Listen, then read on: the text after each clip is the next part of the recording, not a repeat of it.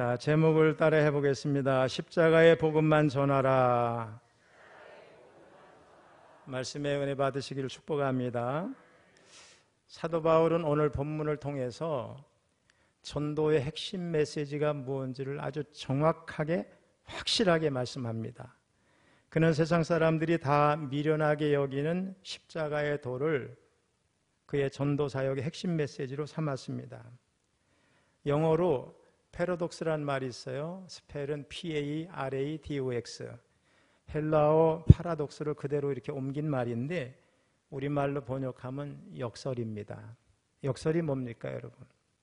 우리가 일상적인 우리의 경험과 상식으로는 분명히 모순인데 그 모순이 진리를 가리키는 것을 우리가 역설이다 이렇게 말합니다. 성경을 보면은요, 여러 영적 진리가 아주 역설 형태로 주어졌습니다. 너무 많지만 우리 세 구절만 한번 읽어보겠습니다. 마가복음 8장 35절 같이 읽습니다. 시작. 누구든지 자기 목숨을 구원하고자 하면 잃을 것이요 누구든지 나와 복음을 위하여 자기 목숨을 잃으면 구원하리라. 뭐 설명 필요 없죠? 누가복음 14장 11절 시작. 무릇 자기를 높이는 자는 낮아지고 자기를 낮추는 자는 높아지리라. 마지막 제가 좋아하는 말씀이에요. 고린도후서 12장 10절 시작. 그러므로 내가 그리스도를 위하여 약한 것들과 능력과 궁핍과 박해와 공고를 기뻐하노니 이는 내가 약한 그때에 강함이라. 아멘. 왜 이런 역설이 있는가? 바로 우리의 삶 속에 파고드는 영적 진리의 중심에 뭐가 있어요? 십자가의 복음이 있기 때문에 그렇습니다. 여러분, 그렇습니다. 십자가의 도는 역설적인 진리입니다. 자, 오늘 본문 18절을 같이 읽어봅니다. 시작. 십자가의 도가 멸망하는 자들에게는 미련한 것이요 구원을 받는 우리에게는 하나님의 능력이라. 이게 무슨 말씀인가? 하나님이 이 세상 사람들을 십자가를 기준으로 둘로 나누시는데 십자가를 미련하게 여기는 사람은 멸망이고 십자가가 하나님의 능력임을 믿는 사람들은 구원이라는 거예요. 멸망하는 자들은 하나님의 아들 예수 그리스도를 영접지 않는 사람을 말합니다. 이 일에는 학식이나 재물이나 명예의 차별이 없어요. 누구든지 예수님을 영접하기를 거절하는 사람들은 멸망하는 사람들입니다. 십자가의 도가 뭡니까? 예수님이 우리를 위해서 우리 죄의 문제를 해결하시기 위해서 십자가에서 죽으신 것과 관계된 말씀 아니겠어요?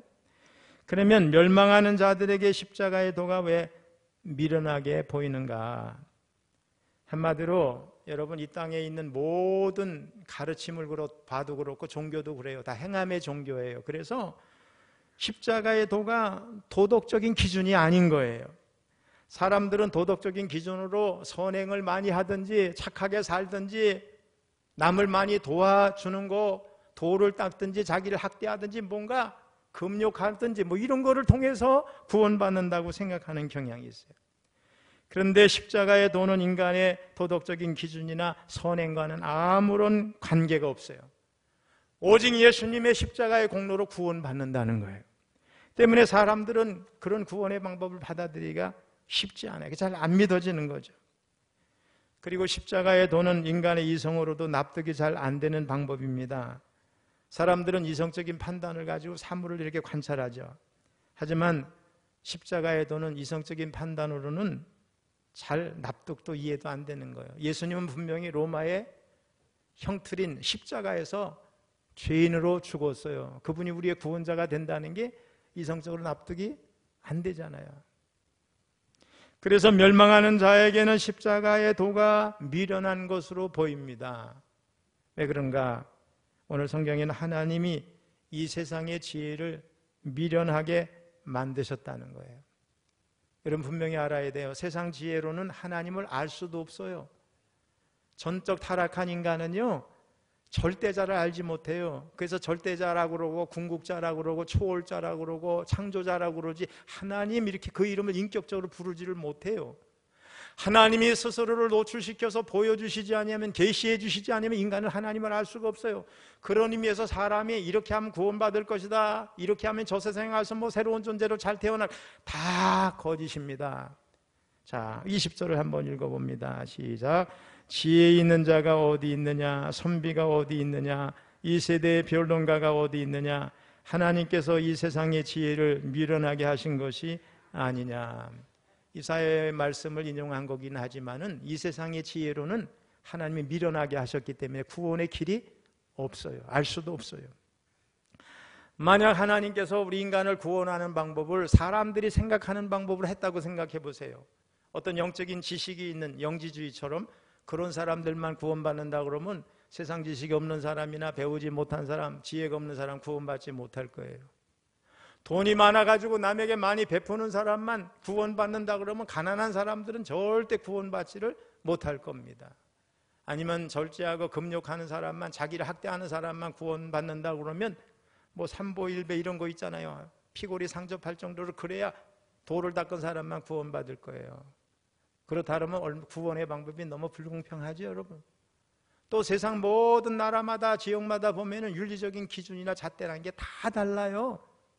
그 기준을 높이면 구원받을 사람이 없을 거고 낮으면 다 구원받을 거고, 그런데 여러분 세상의 방법으로는 구원의 방법이 없습니다, 여러분. 그런데 십자가의 도는 그 어떤 사람에게나 적용이 될 수 있어요. 학식이 있는 사람이나 없는 사람이나 많이 가진 사람이나 적은 사람이나, 그렇죠? 돈이 가문이 좋은 사람이나 나쁜 사람이나 누구에게나 일률적으로 적용이 될 수 있어요. 그게 하나님의 지혜의 방법이에요. 너무 놀라워요. 저는 우리 성경의 말씀을 읽을 때마다 깜짝깜짝 놀란다니까요. 자, 우리가 잘 아는 사도행전 16장 31절을 읽어봅니다. 시작. 이르되 주 예수를 믿으라, 그리하면 너와 내 집이 구원을 받으리라 하고. 그렇습니다. 이 믿음의 방법은 인간의 지혜와 노력이나 선행이나 자기 절제나 금욕이나 이런 거와 전혀 관계가 없습니다. 인간의 선이나 의나 재물과도 관계가 없어요. 오직 십자가에 달리신 예수님을 나의 구원자로 믿는 믿음으로만 구원받습니다. 이 방법이 세상 사람들에겐 미련하게 보입니다. 왜 그래요? 하나님이 멸망받는 자들에게는 미련하게 보이게 만드셨어요.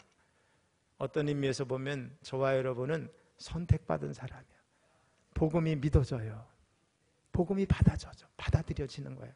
근데 세상에는 많이 배웠지만, 많이 가졌지만, 명예도 있고 권력도 있지만은 구원도 하나 좀 얻고 싶은데 안 믿어지는데 어떻게 해요? 네, 세상 지혜로는 안 되게 돼 있어요. 우리가 주님을 영접하는 것 자체가 하나님의 은혜인 줄로 믿습니다. 네, 믿는 자들에게는 이 어리석어 보이는 것이 하나님의 능력인 거예요. 한마디로 기독교는 십자가의 종교입니다. 십자가는 기독교의 핵심입니다.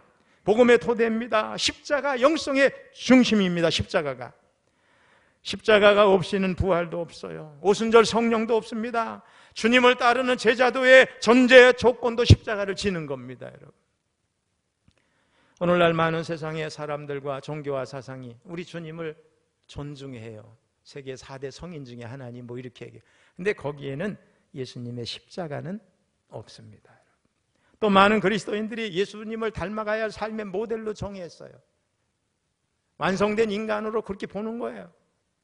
그 주님을 닮아가려고 하지만은 거기에는 주님의 십자가의 죽음은 전혀 없어요. 관심도 없어요. 그래서 그 어떤 능력도 그들에게 나타나지 않는 거예요. 지식적으로만 그냥 성인, 훌륭한 분 이렇게 아는 겁니다, 여러분. 어떤 사람들은 복음이 너무 쉽대요. 예수만 믿으면 구원받는다고 하니까 너무 간단해서 머뭇거려요. 예수만 믿으면 구원받는다고? 그래서 복음을 더 그럴듯하게 만들려고 철학을 동원합니다. 또 혼합해버리기도 하고 첨가해보기도 해요. 그러나 아무리 그럴듯한 가르침이라도 십자가에 달리신 예수님을 빼버리면 그것은 복음이 아닙니다, 여러분. 사실 우리가 하는 전도를 보면 대부분 방법도 미련하고 전하는 내용도 미련해요. 그렇게 전도해서 그런 내용을 전해서 누구도 믿을 것 같지 않아요. 그런데 놀라운 것은 하나님이 그 미련한 전도를 통해서 영혼을 구원하시고 교회를 부흥시키시는 줄로 믿습니다. 우리 한국 기독교 역사에 최권능 목사님이라고 있어요. 간단해. 예수 천당, 불신 지옥이야. 그냥 그 얘기만 외치고 다니는 거예요. 예수 천당, 불신 지옥, 단순해. 근데 그 얘기를 듣는 순간 창녀도 뒤집어 꼬꾸러지고 권력을 가진 사람도 뒤집어지고 수많은 사람들이 주께로 돌아오는 거예요. 왜? 성령의 역사가 그 안에 있는 거죠. 우리 21절 읽어봅니다. 시작. 하나님의 지혜에 있어서는 이 세상이 자기 지혜로 하나님을 알지 못하므로 하나님께서 전도에 미련한 것으로 믿는 자들을 구원하시기를 기뻐하셨도다. 기독교는요, 인간의 상식의 수준에 맞추어진 교양이 아니에요. 예수님을 통한 구원의 길을 미련한 방법으로 전하는 종교입니다. 그런데 놀랍게도 십자가에 숨겨진 하나님의 어리석음, 하나님의 약하심이 사람을 구원하는 줄로 믿습니다. 그것이 바로 하나님의 방법이기 때문에 그래요. 사도 바울은 많이 배우신 분이에요. 율법도 통달했어요. 열정도 대단했어요. 날 때부터 길리기아 다소에서 태어났으니 로마 시민권을 가진 유대인이에요. 그런데 그런 것 가지고 사람이 구원받지 못한다는 걸 알아요. 그래서 그런 걸 다 자기의 지성이나 모든 지식을 내려놓고 십자가에 달리신 예수만 전했는데 귀신이 떠나가고 사람이 뒤집어지고 변화돼서 교회가 세워지는 걸 봤습니다. 바울 당시 모세율법을 외우면서 하나님을 잘 안다고 자부하고 다른 사람들을 무시하던 유대인들은 표적을 구했어요. 누가 기적을 행하고 이적을 행하면 혹시 저 사람이 우리를 로마의 압제에서 해방시킬 메시아일까? 이렇게 생각을 한 거죠. 그들은 정치적인 해방과 경제적 번영을 가져다 줄 메시아를 찾고 구했어요. 성경에 여기저기서 십자가를 지러 오신 예수님을 많이 설명하고 있어요. 어떻게 죽을지, 어떻게 말을 타고 들어가 예루살렘 입성할지, 어떻게 팔리게 될지, 어떻게 십자가에서 절규하는지를 다 구약 성경에 여기저기서 말했어요. 어디로 오고 어디서 태어났는지. 그런데 그들은 표적만을 구했으니 예수님을 못 만나는 거죠. 반면에 하나님을 모르는 헬라인들은 지혜를 찾았어요. 그들은 하나님을 추구하되 학문을 통해서 예수를 통해서 그들의 이상을 실현하기를 원했습니다. 그러나 바울은 오직 십자가에 못 박힌 그리스도를 전한 줄로 믿습니다. 우리 22절 23절 시작. 유대인은 표적을 구하고 헬라인은 지혜를 찾으나 우리는 십자가에 못 박힌 그리스도를 전하니 유대인에게는 거리끼는 것이요 이방인에게는 미련한 것이로되. 왜 사도 바울은 십자가에 못 박힌 주님만 전했을까? 그것은 내 죄를 용서해 주시고자 십자가에 못 박힌 그리스도만이 하나님의 능력이고 하나님의 지혜가 되기 때문에 그렇습니다. 우리 24절도 읽어봅니다. 시작. 오직 부르심을 받은 자들에게는 유대인이나 헬라인이나 그리스도는 하나님의 능력이요 하나님의 지혜니라. 왜 십자가에 못 박힌 주님이 하나님의 능력이 되는가? 그 안에 속죄와 구원의 능력이 있기 때문에 그래요. 십자가에 사랑에 치유가 있어요. 사랑도 있어요. 용서의 능력이 있기 때문에 그렇습니다. 그렇습니다. 십자가의 도인 복음은 결코 미련한 것이 아니라 그것을 받아들이는 자에게는 구원의 역사, 새로운 생명의 역사, 놀라운 삶의 변화를 가져다주고 시를 일으키는 능력이 되는 줄로 믿습니다.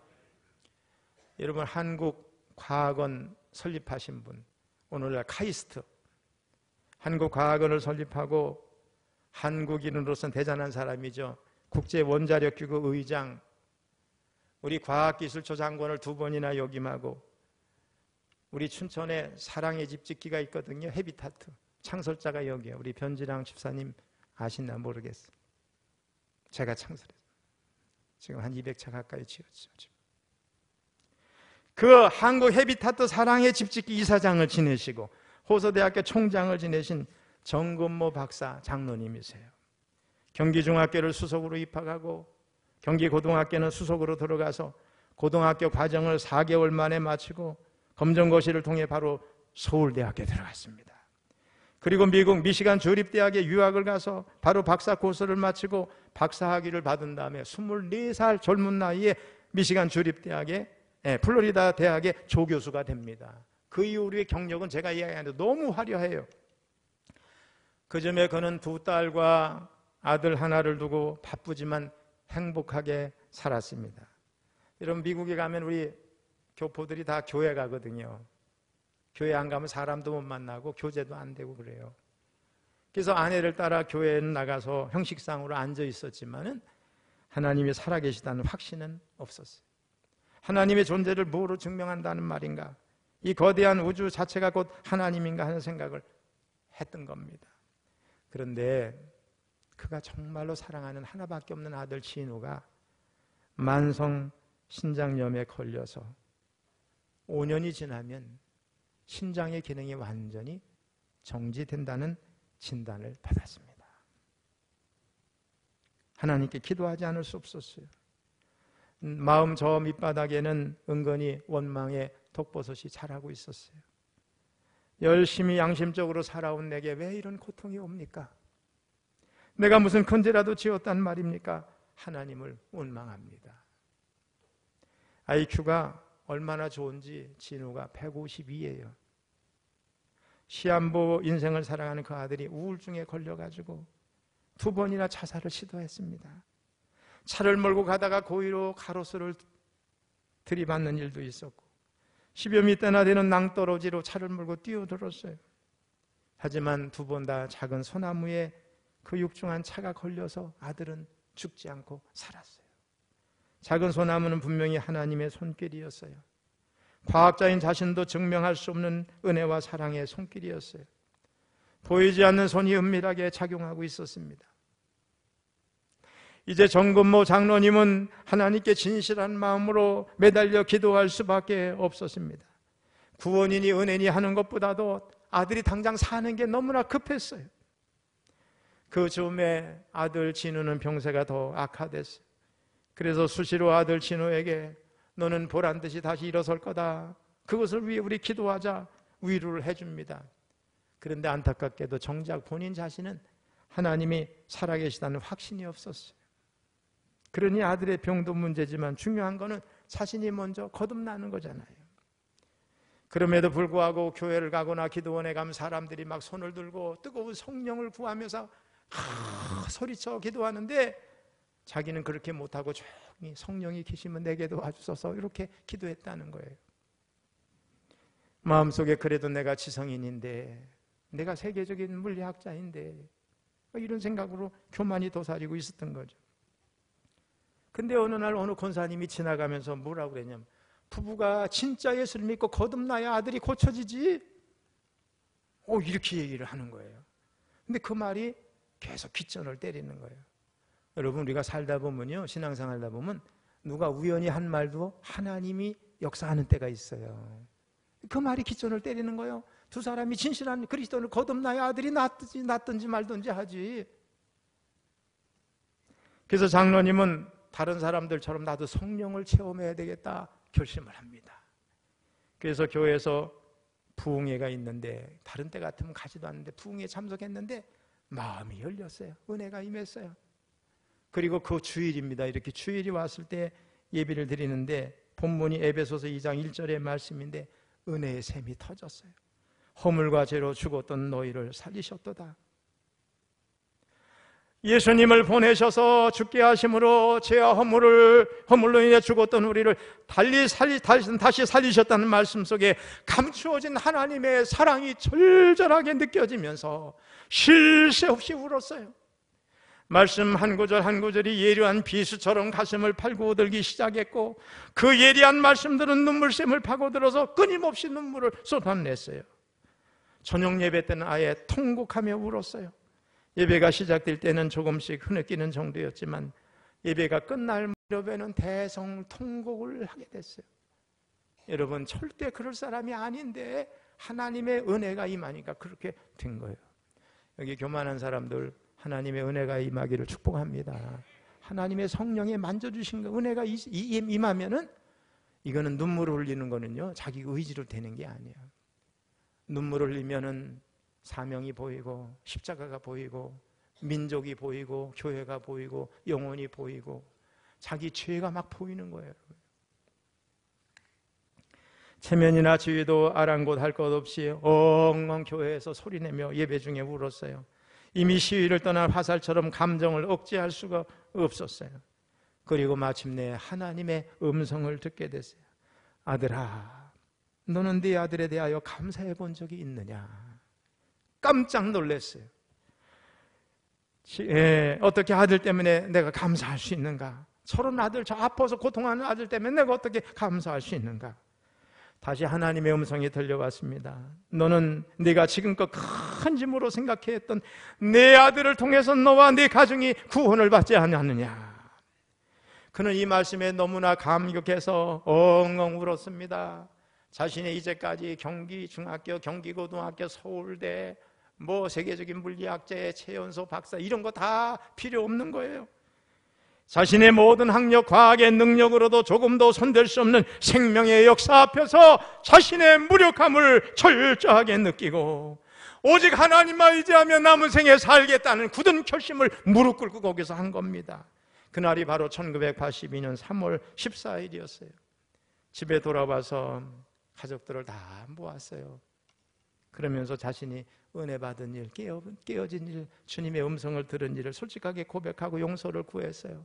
5 식구가 이 남편, 아버지의 얘기를 들으면서 막 통곡을 합니다. 서로 손을 잡고 통성으로 기도하기 시작을 했습니다. 그때부터 장로님 가정과 부부에게 있어서는 교회 나오는 것이 최대의 행복이었어요. 그 다음에 세상 사람 필요 없어요. 믿음 좋은 성도들과 만나서 교제하고 식사하고 커피 마시면서 신앙 간증하는 일이 너무너무 행복한 거예요. 그리고 기적처럼 손도 안 댔는데 아들이 고쳐졌습니다.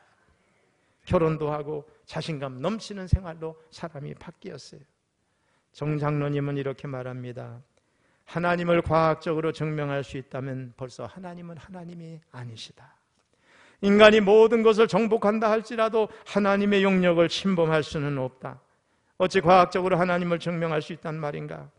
그럼에도 불구하고 나는 분명하게 말할 수 있다. 나는 하나님을 믿는다. 내 삶을 통해 끊임없이 사랑을 또 베풀어 주셨던 그 하나님, 세미한 음성으로 나를 위로해 주셨고 때로는 나의 길을 인도해 주셨던 그 하나님을 믿는다. 지나온 삶인 그것을 증명해 주고 깨닫게 한다. 하나님은 보이시지 않는 것 같지만 오늘도 살아 역사하시는 줄로 믿습니다. 우리 지난주 부흥회 하는데 강사님이 이렇게 손을 얹고 따라하라고 그랬어요. 제 마음이 막 뜨거워져서 전율이 왔어요. 우리 한번 해볼까요? 손을 이렇게 얹어보세요. 하나님은 살아계신다. 5번만 해보겠습니다. 하나님은 살아계신다. 하나님은 살아계신다. 하나님은 살아계신다. 하나님은 살아계신다. 이게 하나님 앞에 고백하고 이 믿음으로 자기 몸에 손을 대고 자기 일을 위해서 기도하라는, 병을 위해서 기도하고 역사가 나타난다는, 어떤 경우는 한순간에도 병이 떠난다는, 여러분 믿으시죠? 하나님의 살아계심을 믿는 사람에게는 역사가 있는 줄로 믿습니다. 하나님은 지금도 살아계셔서 세계의 역사, 나라의 역사, 개인의 역사를 조용히 섭리하고 계셔요.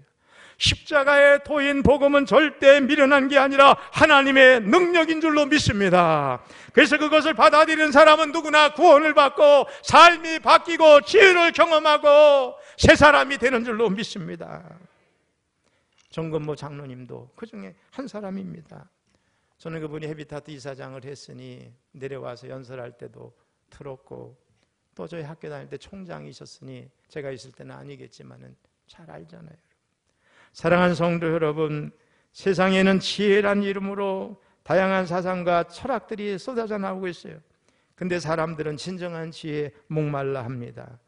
진정한 지혜는 십자가로 돌아갈 때 발견하게 될 줄로 믿습니다. 성 어거스틴은 이런 말을 했어요. 사람은 주님을 만나기 전에는 영적 순리의 방향을 그칠 수가 없다. 할렐루야. 주님을 만나야 영적 순리의 방향이 끝나는 거예요. 십자가의 진리는 죽음을 통해 부활하는 진리입니다. 겉으로 보면 죽는 겁니다. 그러나 그 속을 보면 성령이 충만합니다. 세상적인 눈으로 보면 미련하게 보입니다. 그러나 영적인 눈으로 보면 지혜 중에 지혜입니다. 예수님의 십자가의 죽음이 우리를 구원하시기 때문인 줄로 믿습니다. 영적으로 죽어가는 사람들은 껍데기만 봅니다. 세상 지혜만 추구합니다. 하나님의 지혜는 관심이 없습니다. 하나님의 지혜를 쫓아 사는 사람을 어리석다고 생각하고 미련하다고 생각을 합니다. 그러나 영적인 눈이 열린 사람들은 십자가를 하나님의 능력으로 믿습니다.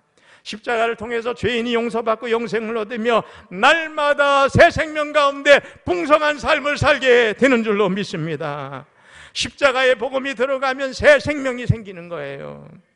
예수님으로 인해 병든 사람이 낫고, 말 못하는 사람이 말을 하고, 걷지 못한 사람이 걷고, 보지 못한 사람이 보고, 죽은 사람이 살아나는 역사가 복음의 능력인 줄로 믿습니다. 여러분, 그렇습니다. 십자가는 구원의 능력입니다. 가장 강력한 하나님의 지혜입니다. 우리가 아는 대로 사도 바울의 사명은 복음을 전하는 거였어요.